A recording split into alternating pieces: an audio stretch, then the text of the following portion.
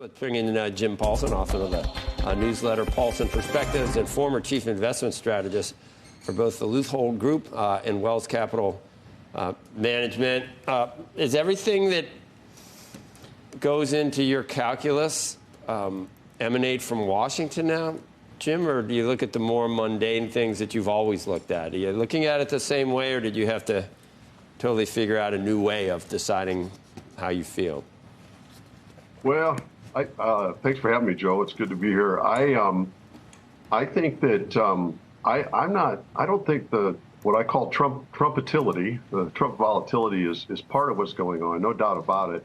But I don't think it's the real catalyst. I think the real catalyst is economic policies have been, to your point, the mundane stuff have been restrictive and contractionary here of late, and with a lagged effect, that's what's creating sort of the turmoil here. Because I think the economic growth is slowing down. We're likely to get maybe to 2% or less real GDP growth this year.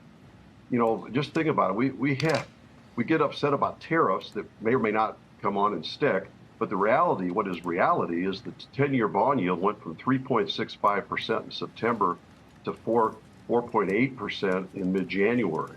The U.S. real value of the dollar has increased about 10% in the last year. The real value of the dollar is close to its highest levels ever in history, almost taking out its March 1985 high. You could argue that we have one of the most restrictive U.S. dollar policies ever. And then money growth is paltry, less than 4%. In the economy with nominal GDP at 5%, it's insufficient to maintain that growth rate. And I think what we're starting to see is economic momentum is lessening, and as a result, recession fears spike, and that runs right through the stock market. I don't think we're going to have a recession, Joe, but I think we're going to have a recession scare, and that's going to be enough here to keep bringing a little turmoil for a period. I think the worst is already over, but I'm not sure the whole correction is yet over. It might take a little bit longer.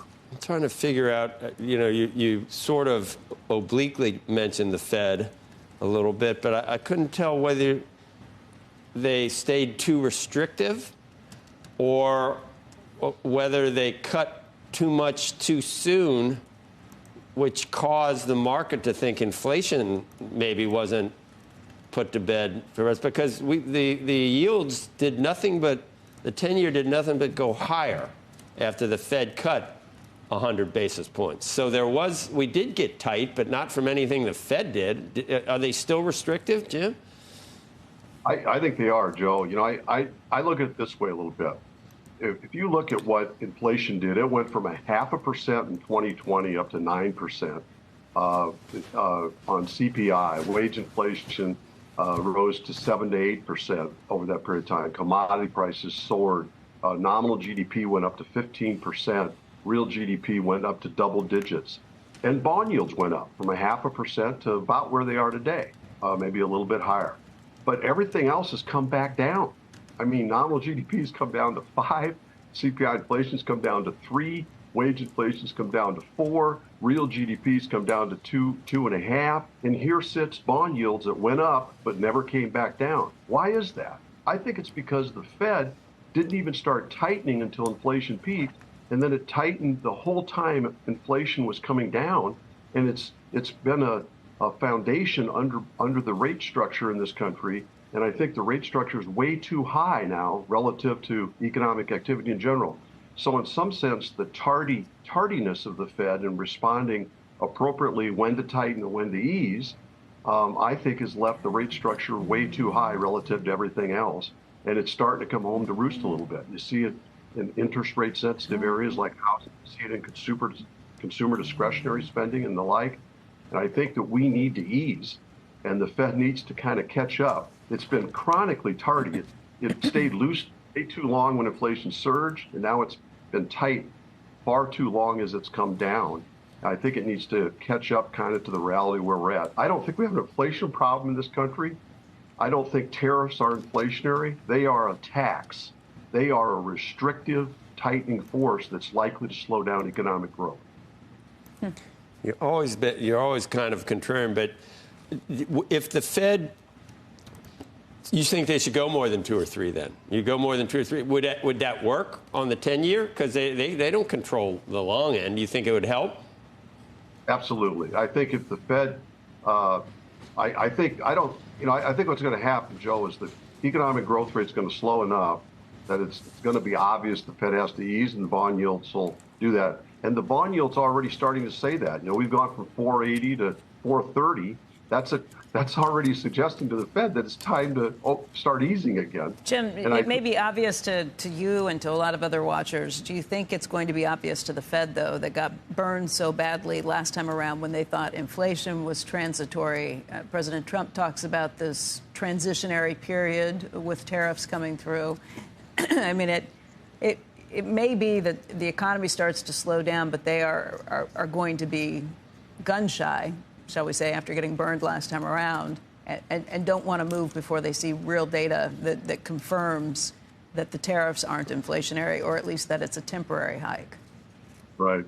Well, I think that's been a problem all along, and Becky, and I don't disagree with what you're saying. I think the Fed should have tightened much sooner. The funds rate, when the inflation rate peaked in June of 2022, the funds rate was 1%. They barely started tightening.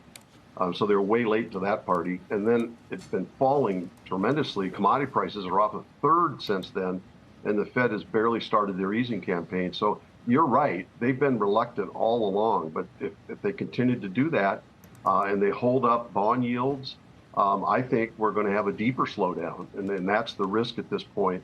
I think overall, I think that's not the most likely outcome. I think the hand will be forced for them under weakening data, which I already see. The Citigroup Economic Surprise Index was plus 45, not too long ago, a couple months ago, and now it's in negative territory.